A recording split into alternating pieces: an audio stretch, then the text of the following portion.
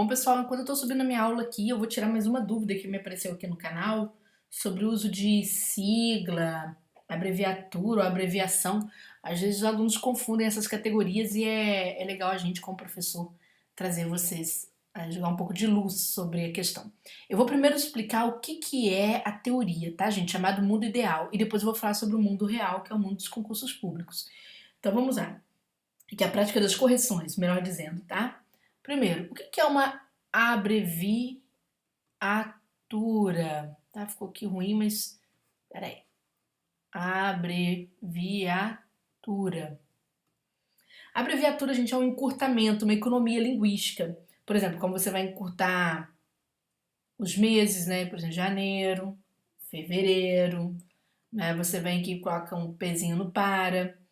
Isso aqui pode acontecer em concurso público, abreviaturas? Normalmente não, tá? Isso não é abreviação, não, isso aqui é abreviatura. Normalmente não. Existem abreviaturas que, sim, podem aparecer na redação, são muito bem recomendadas. Eu vou até falar qual é que vocês usam mais. Quando vocês, por exemplo, vão mexer com leis, vocês falam sobre dispositivos chamados artigos. Então, ó, o artigo 5º, né, da Constituição. Então, o artigo, né, eu vou fazer a menção a ele, faço com letra minúscula. Posso abreviar o artigo? Pode, pode. É bastante comum, bastante aceito, isso pode, tá? Mas fazer abreviaturas, assim, tradicionais, não. Tá certo? De abreviar a nomenclatura de meses, aquele PS, né, o post-scriptum, por exemplo, quando o pessoal gosta de colocar tipo uma observação PS, né, coloca aqui uns pontinhos. Não, tá bom? O que você pode abreviar é artigo. Você pode abreviar, por exemplo, formas de tratamento como Vossa Excelência, tá certo? Que agora só pode ser abreviada, tá, pessoal, na redação oficial apenas para aqueles cargos abaixo da presidência, que é o cargo, a vice-presidência, os ministros, aqueles secretários com equivalência de ministro, tá certo? Então, Vossa Excelência você pode. Mas se for para presidente, presidente do Supremo, presidente do Congresso, presidente da República, não, tem que escrever tudo de forma extensiva, tá bom? Você pode abreviar a palavra número quando você vai citar uma lei, então você coloca lei, número, pode, tá bom? Isso aqui você pode abreviar, tá?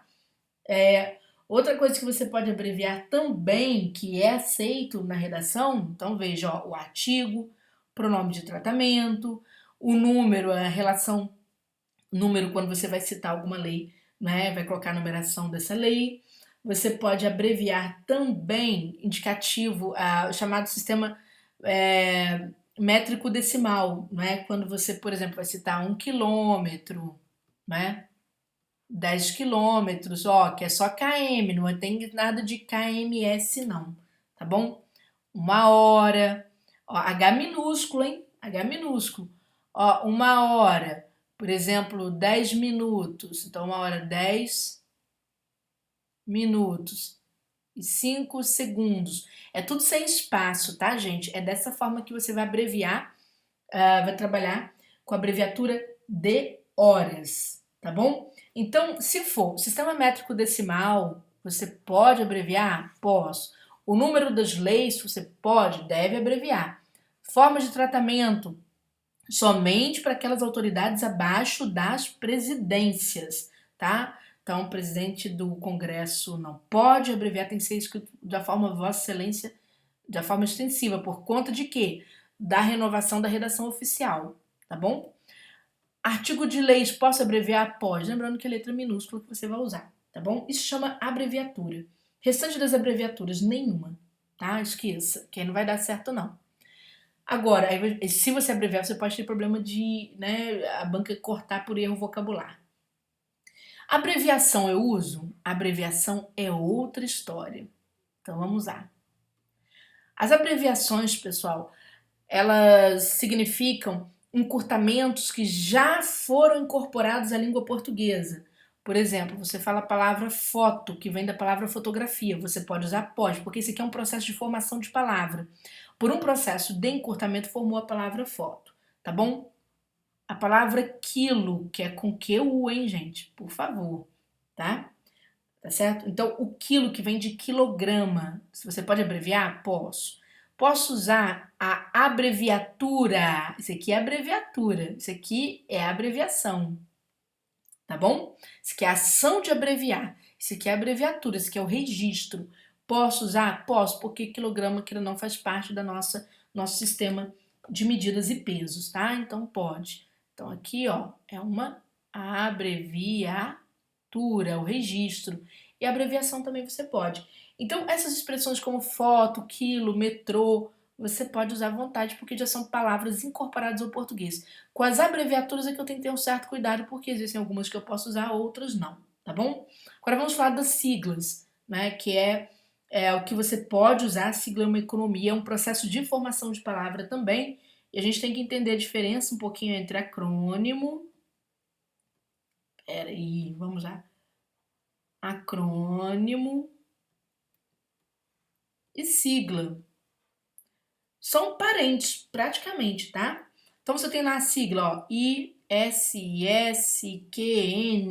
Imposto sobre Serviços de Qualquer Natureza. Ó, ICMS, né?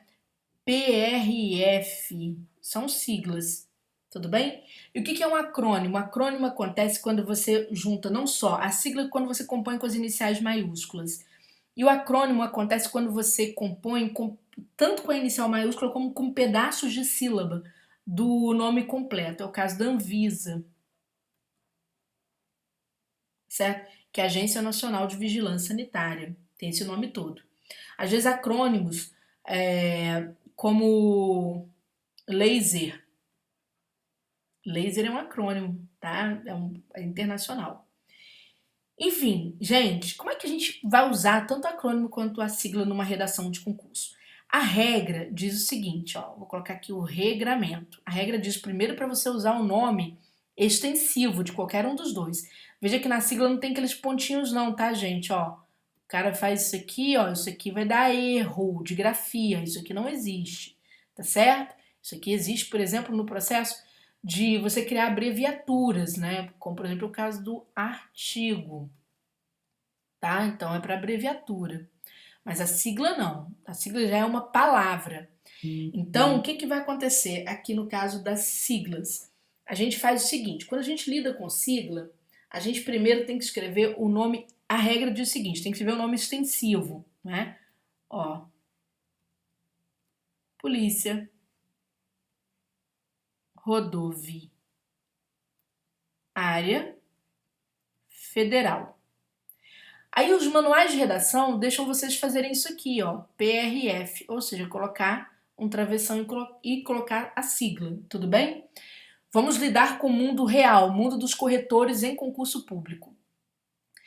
O que a gente vê acontecendo é que quando o aluno coloca este travessão e ele segue aqui com alguma frase, ele escreve alguma coisa aqui, dará um erro gramatical. Por quê? Porque você teria, se você vai continuar a sentença, você tem que fechar esse travessão, tá certo? Teria que fechar.